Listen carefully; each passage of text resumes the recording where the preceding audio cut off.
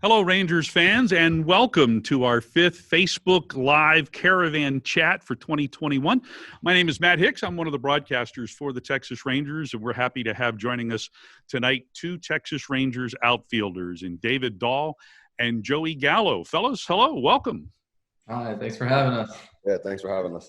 It's good to have you guys here, and I think this is an interesting pairing because Rangers fans are very familiar with Joey Gallo. They might be a little bit familiar with you too as well, David, since the Rangers opened this past season against the Rockies here at Globe Life Field. But you guys go way back. In fact, you go back to having had the opportunity to be teammates back when you were teenagers. I'd like for you to talk about that a little bit first. Joey, if you could get us started. You guys played on Team USA together. Yeah. No, I remember we were in Cary, North Carolina, and like David wasn't that well known yet, and he wasn't really on any of the boards. And I remember just like, oh, it's like he's pretty talented, whatever. And then he just absolutely balled out, made the team. So we ended up being on Team USA together. I'm pretty sure you played left on Team USA? Yeah, I played more right and let off. Yeah. So, and he was playing outfield, leading off. I mean, absolute stud. And I was playing first base, hitting like eighth, but, you know, ended up winning a gold medal. So that's kind of how we got to know each other, and we started, playing in showcases together more. But, like, the big experience was being on Team USA and getting to go to Colombia and win the gold medal. So that was about 10 years ago. Have you guys stayed in touch throughout the course of your professional careers? Yeah, we have. We keep up with each other, text back and forth, and yeah, we become good friends. So definitely always seeing how he's doing, and he's always raking. Yeah, no, we actually talk a lot throughout the season. Just talking about hitting, talking about baseball, talking about life and whatever. So I was as soon as he was able to be a free agent, I was probably one of the first guys to text him and try to get him over here. Well, tell us about that a little bit, because you indeed did a little recruiting almost to get David here to sign as a free agent. Yeah, I mean, it's rare to get a player of his caliber at his age, like for the price that you're getting it. Obviously, I know he's a fantastic player. I know he's a great guy. He's going to be great in the clubhouse, and I think he fits in really well with the team. So, it's really not too tough to recruit guys to come to DFW and play for the Texas Rangers. I was trying to text him, text the GM, text the coaches, and they asked me a lot of questions about him, how easy is a guy, is he going to fit in with the team, and I said he's the perfect fit, and they ended up getting the deal done. So I was very happy about that. And David, what did you think about that first contact from Joey reaching out to you? Well, so we were kind of talking towards the end of the year last year, and I kind of thought there was a chance that could happen for me. I remember telling Joey, like, hey, there could be a chance here, like, that I get non-tendered, and Joey's like, oh, no way, like you're just an all-star. And then when it happened, I don't think it had like been reported yet. And then like I hit him up and was just like, yo, it happened, and he's like, no way, I'm on it. And like literally like right after it got announced, the Rangers were calling my agent, and kind of like it worked out really well. You mentioned Joey referred to you as an all-star. You guys, in fact, have that commonality as well. You were both all-stars in 2019. You both, one playing for the American League, one playing for the National League, but you both end up coming into that game. You didn't start in that game, but you both can say that you are 1,000 hitters in All-Star Game competition. Joey with a home run, David Dahl with a single. What was that experience like, the 2019 All-Star Game? It was unbelievable for me. It was I've had a lot of kind of crazy injuries and stuff in my career, so being able to work back and get to that point and just kind of sitting in the locker room. We had Dave Roberts was the coach, and he had like a meeting before, and he was just like, take a moment just to look around where you're at and see who all's in here. And I did, and I was like, wow, this is pretty surreal. I can't believe I'm here right now. But it's motivation to keep going back. So it was an unbelievable experience. Get to talk hitting with all the best players in the game, and I had a great time. And it's something you want to just, like I said, keep going back to. And Joey? Yeah, same thing. It was I was really, really nervous, to be honest with you. So I remember coming into that game, and I was like I was like shaking because, you know, it's one of those things that you like watch as a kid and you watch the All-Star game all the time. And then you're like looking at your jersey and you have a patch on it with an All-Star and you're playing with these guys who you look up to, you know, as you're growing up. And to actually be in the All-Star game, there was so much like hype, there was so much media, there was so much going on that it was like, as soon as I got in there, I was like, please hit me one ball to the outfield so I can get my feet wet. And I ended up catching like a ball the first inning out there. And, you know, this story goes on, you know, I hit a home run, but like I pretty much closed my eyes. It was the fast one down the middle. I ended up hitting a home run. So like it was, you know, it felt like it went so fast that weekend. But it was probably the most fun I've ever had on a baseball field, and just the experience to be around those guys was amazing. So hopefully me and David can go back there soon. Well, I know that in talking to past All-Stars, especially guys that in their first All-Star game, and you mentioned all of the veterans that are there, guys that have perhaps played in 5, 6, 7, 10 All-Star games. For that particular All-Star set of days, the 2 or 3 days that you're together, was there any one conversation with somebody with a veteran All-Star that stood out for either one of you? I think for me, I had it. So we had 3 other guys on our team that was in our lineup at the All-Star game. And, you know, Nolan had been to a ton of them. Charlie's been to quite a few. Trevor, it was his second one. So I definitely leaned a lot on them. And I felt a little more comfortable because I kind of just followed them around. They probably were like, yo, get away from me. But having those guys there, definitely, it was awesome. And then I talked to Christian Yelich a good bit about hitting, talked to McNeil, just a lot of – he wasn't really a veteran guy, but just I had so many conversations with different guys about hitting because I'm obsessed with it. And Joey's going to see here soon how much I talk hitting and want to text all the time about it. So just let me know if I get annoying. But it was, like I said, unbelievable experience. Nothing. I think just talking to Christian Yelich was pretty cool too. Just, you know, he was I don't think he was MVP that year, but the year before. It was just cool to do that. And you, Joey? Yeah, I think for me, we had Hunter Pence there as well. We had Mike Minor. So it helps when you have teammates there because they're more veterans and they kind of have the relationships and whatnot. But that All-Star game, I felt like we had so many young guys that we kind of grew up with in that game. And it was so fun to like compete against those guys and be in the same clubhouse for once. But I remember the first day getting there and I was sitting at lunch at the table, and it was, you know, Matt Chapman was there at the table with me and Alex Bregman, who also was on the Team USA team that we won the gold medal with.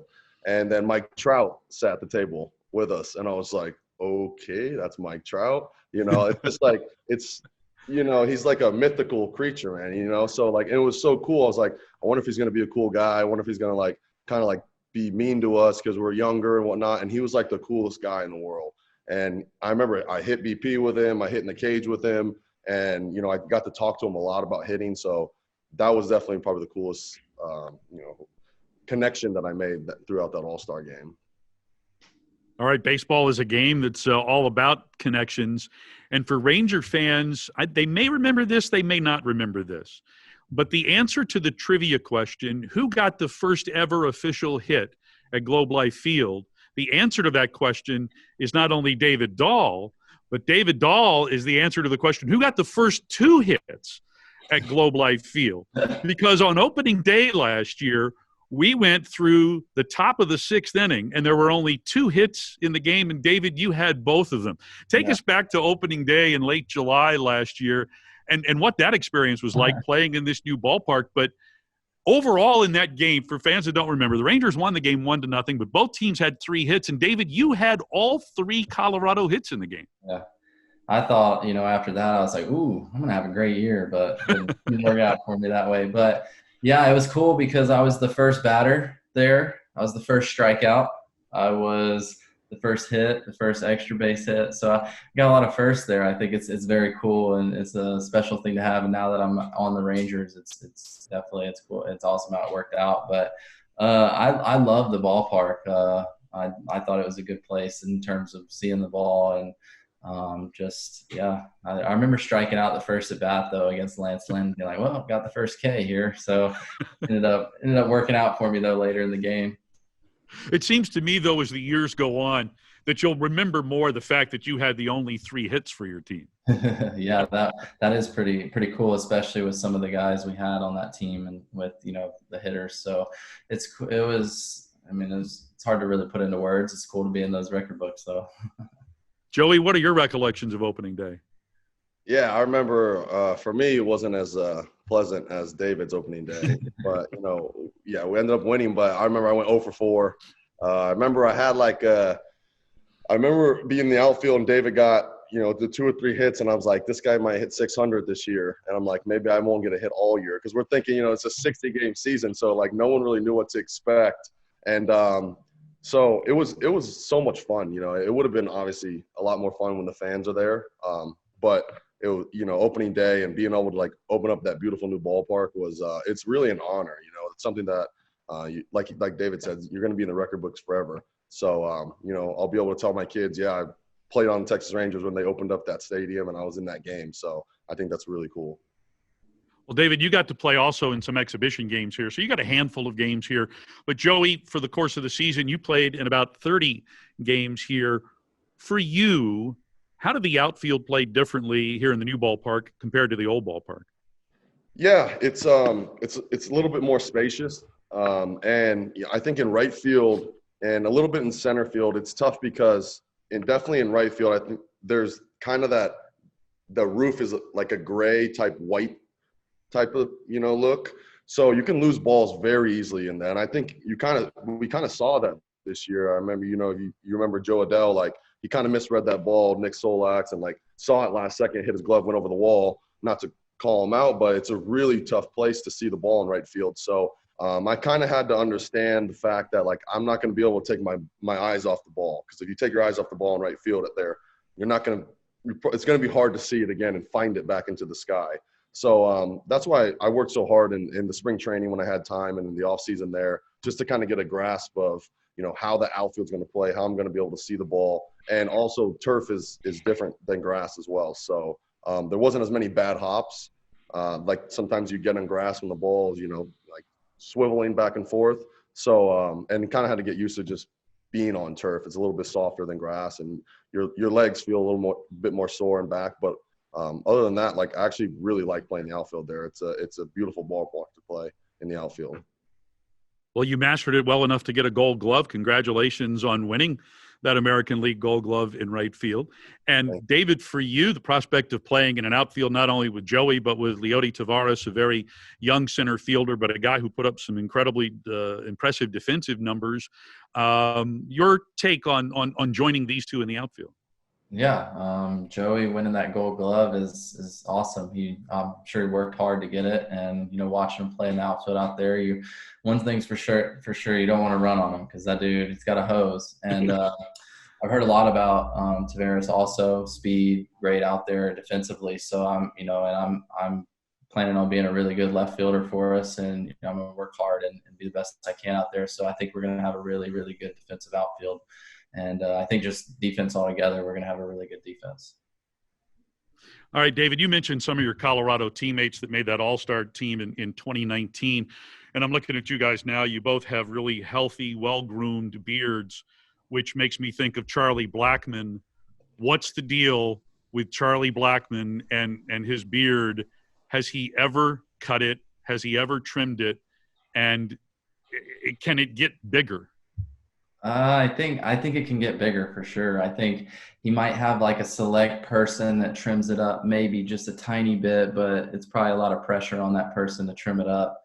I think what he's doing too, he's growing it out, and then once he retires, he's going to shave it and then live his life, and no one's really going to recognize him, which he loves staying low key, like if anything about Charlie. So I think that's his plan. And Joey, you've maintained this look for a while now. It's worked for you. Yeah. It's not as pretty right now. I need to get a little trim. Yeah, I'm right there with you. yeah. But I look like a 8-year-old if I don't have facial hair. So, and I have little chubby cheeks. So it's not a great look for me. So I'm happy that I play on a team that allows facial hair. So if I shave this, I'll look like a totally different person. So I try to keep it. All right, one more quick question before we go to fan questions here in this Facebook chat. And that is, here we are now, and based upon what we know, we're less than a month away from the start of spring training. In fact, for you guys reporting, probably about 2 weeks away. Are you guys ready for spring training? Yeah, I'm ready.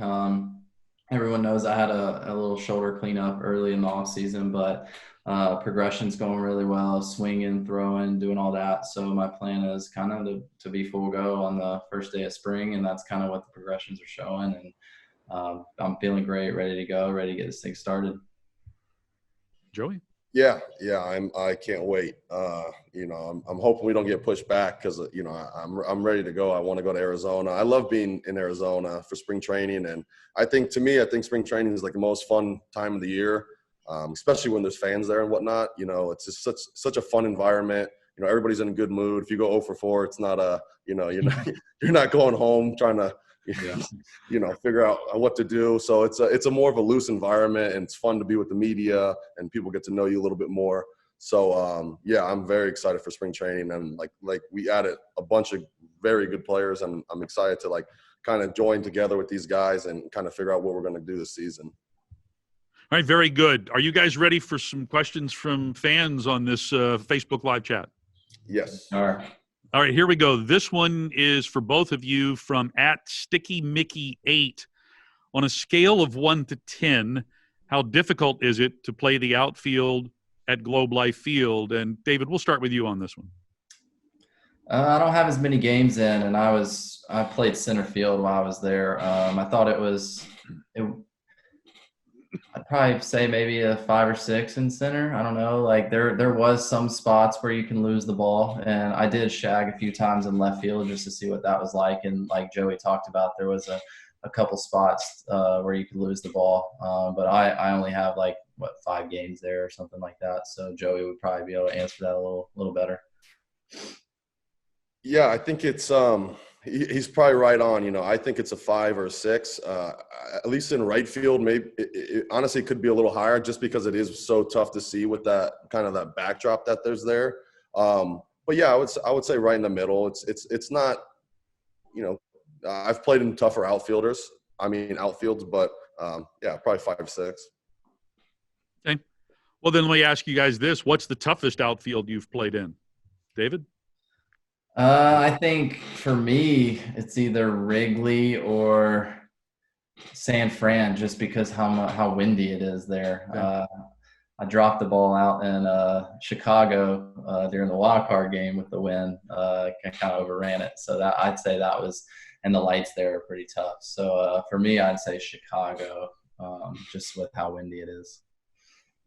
Yeah, I think I feel like I misplayed 1 ball, maybe 2 this year, and it was definitely in Colorado. It was kind of tough to play the outfield in Colorado. I'm sure David can attest to that. Sometimes the ball flies and carries, sometimes it doesn't. I changed my answer to Colorado. I figured he was going to say that because he always tells me how hard it is to play. It's a big outfield, and some balls will go 15 feet further than you think, and then other balls will knuckle, other balls will dot. I don't know. It's a weird outfield depending on where the wind's blowing there too, and just how much space there is. So your outfield ratings or defensive numbers are always kind of bad. Yeah, I agree with that. And I think you're right. The acreage there is probably greater than in any other ballpark in the big leagues too. Definitely a lot of ground out there. Yep. All right. Our next question is for both of you, and it comes from @5dimesdavis.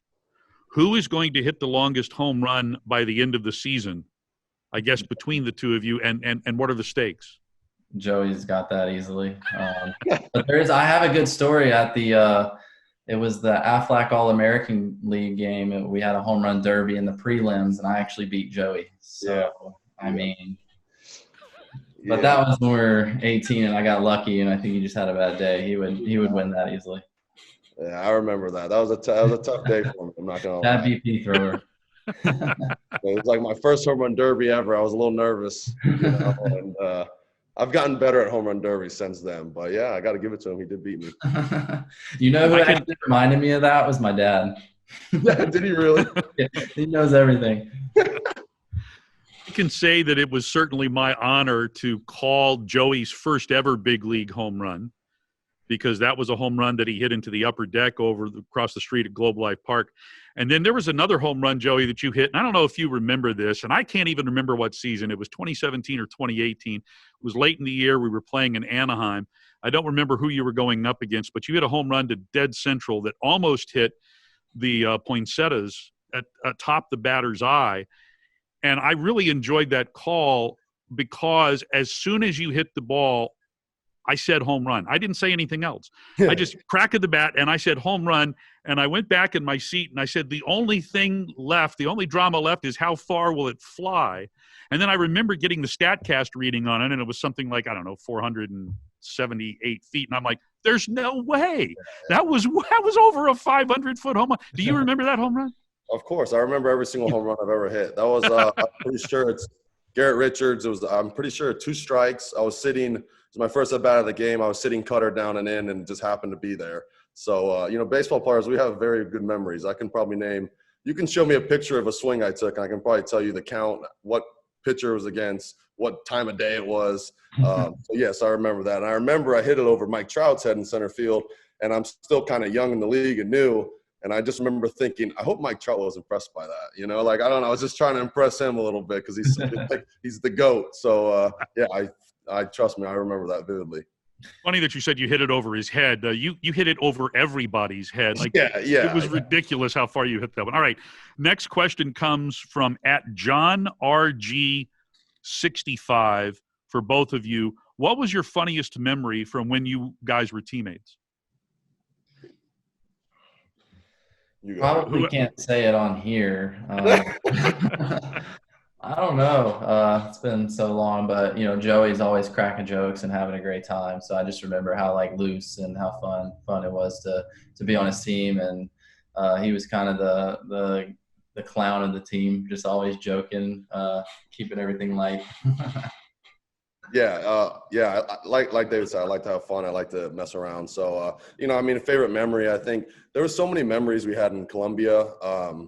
When we were there, we were so young. We've never really been out of the country like that before. I just remember, people on the street, following us around because we're Team USA. I remember the food we were trying to eat was so much different than the food here. We're all complaining, and we had 3 people and 3 guys in every hotel room. So it was an interesting trip. So there was a lot on a pull out cot kind of thing, a little bed, but it was worth it. We got the gold. Yeah, and we dominated. Honestly, we absolutely just ran through that tournament. Outstanding. All right, 2 more questions from our Facebook viewers, and this one is for you, David. It comes from @Ms. Jacquet. I hope I'm saying that right. How does it feel being a new dad? And by the way, congratulations. Thank you. It's indescribable. It's the best feeling in the world, and I don't even want to leave the house. I just want to stay there and just watch her sleep and hold her and everything. So it's my wife's doing an amazing job also with taking care of her and, going with what she went through in labor. It's unbelievable. It's like I said, it's indescribable. It's the best feeling ever, and very excited. And how old is your daughter? She's 7 days old today. Wow. Just 1 week. Been a crazy week. That's why I'm just kind of, the hair's not done. The beard looks terrible. So that's kind of what's going on. No, you look great. You have the glow of a new dad. Thank you. All right. And we've got one final question. And Joey, this one is for you from @Yosoyel Chapo 08. What size bat do you use? And does it differ from BP to your game bat? So I use a 34, usually a 34 or 32 ounce bat. And sometimes you switch it up in BP. I try not to. Some guys have a BP bat. Some guys, I usually try to swing the same bat that I'm going to be swinging in the game because I'm I guess I'm superstitious like that. I feel like if I swing a bigger bat, once I get into the game, it's going to feel different. So I try to use the same bat all the time. But yeah, everybody's different. Everybody's different with that for sure. And most guys, once you settle into a particular sort of model of bat or whatever, you stay with that. Have you stayed with the same bat? Now, I'll ask that for both of you guys. Have you stayed with the same bat for your time in the big leagues?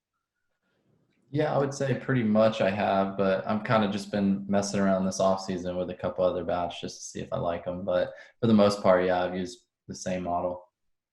Yeah, yeah. You kind of find a model that you like, and you know when you're at our level, like you can send companies, even if you like a company more, a model, and they'll remake that model to make it the same.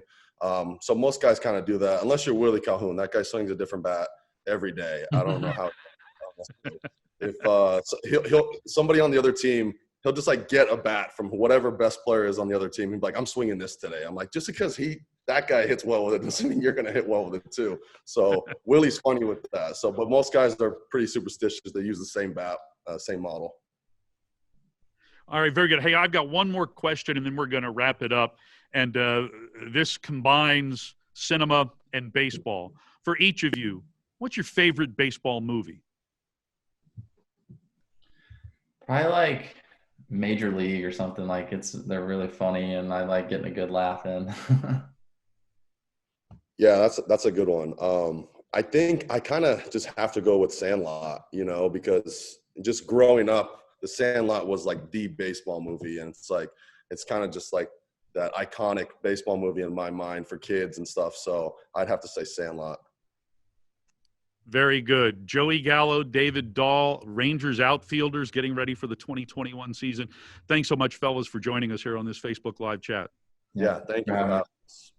And we want to say to you, the fans, that this is our 5th Facebook Live chat. We've got one more coming up for you next Wednesday at 7 o'clock right here on Rangers Facebook. And we'll conclude our Caravan Chat series with the 6th and final installment, which will include my partner, Hall of Fame broadcaster Eric Nadel, and he'll be joined by former catcher and Hall of Famer Ivan Pudge Rodriguez. Again, that's next Wednesday at 7 o'clock right here on Facebook. For David Dahl and Joey Gallo, I'm Matt Hicks, wishing everyone a very pleasant good evening.